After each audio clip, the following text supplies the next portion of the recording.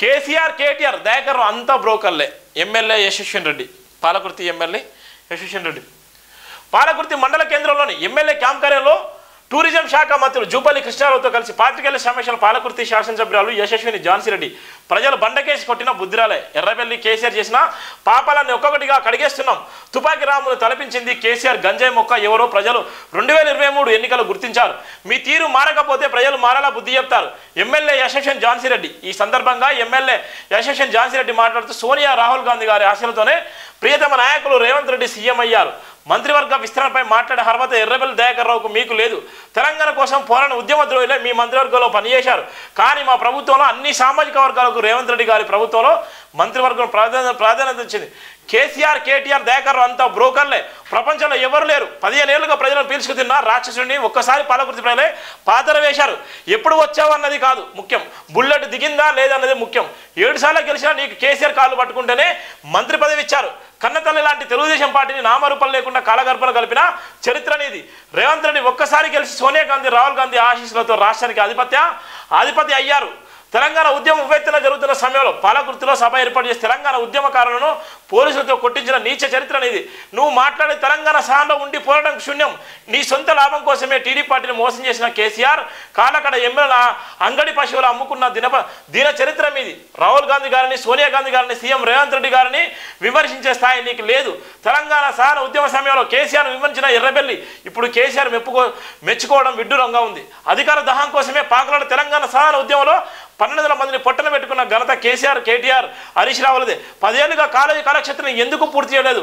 తెలంగాణ రాష్ట్రం కోసం పోరాడిన ఉద్యమకారులను కించపరిచిన చరిత్ర ఎవరిదో తెలంగాణ ప్రజలకు తెలుసు.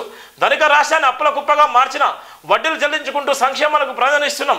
శ్రీనిధి డబ్బులతో మహిళలకు మోసం చేసిన చరిత్ర అనేది కాదా? మహిళని కోటీశ్వరం చేసేందుకు ప్రజలు నియమిస్తున్నాం. స్థానికేతుడు మోసం చేస్తే పొలిమేరలు దాటే వరకు తరిమి కొట్టాలి. స్థానికేడే మోసం చేస్తే పొలిమేరలను బొందబెట్టాలనే ఆలోచన నినాదాన్ని ప్రజలు ఆచరించి మిమ్మల్ని బొందబెట్టారు.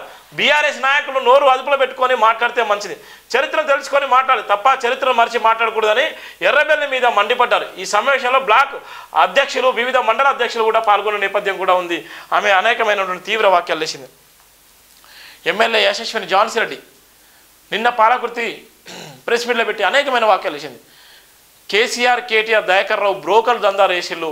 ఇలా శ్రీనిధి డబ్బులను కూడా వాడుకొని ఇలా ఇష్టానుసారంగా వాడుకున్నటువంటి చరిత్ర ఎర్రబెల్లి దయాకర్ రావుది. దయాకర్ రావు 7 సార్లు గెలిచినప్పుడు కూడా ఒరగబెట్టింది కూడా ఏం లేదు.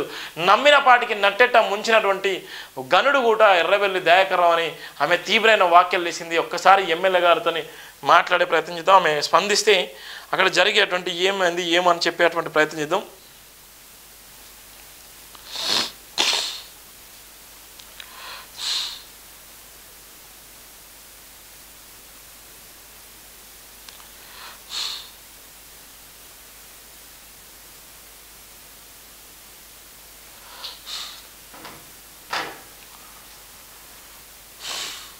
చాలా వరకు అయితే తీవ్రమైన వ్యాఖ్యలు మాట్లాడే సందర్భాలనే. దయాకర్ రావు గతంలో మినిస్టర్గా పనిచేసిండు. మినిస్టర్గా పనిచేసిన సందర్భంలో రాష్ట్ర రాజకీయాలను శాసించినటువంటి ఒక లీడర్గా పేరున్నటువంటి నేపథ్యం ఉంది. దయాకర్ రావును ఓడించిన తర్వాత యశస్విని ఝాన్సీరెడ్డి కూడా తీవ్రమైనటువంటి వ్యాఖ్యలు చేసేటువంటి ప్రయత్నం చేసింది. ఆమె నిన్న ప్రెస్ మీట్లో ఘాటమైన వ్యాఖ్యలు చేసింది. ఇప్పటికే ఉన్నటువంటి పాలకుర్తి నియోజకవర్గంలో ఒక సంచలనంగా మారినటువంటి పరిస్థితి ఉంది. దీని విషయంలో దయాకర్ రావు ఏ విధంగా స్పందిస్తారో, దయాకర్ రావు సంబంధించినటువంటి వ్యక్తులు ఏ విధంగా స్పందిస్తారో అన్నటువంటి వేచి చూడాల్సిన అవసరం ఉంది.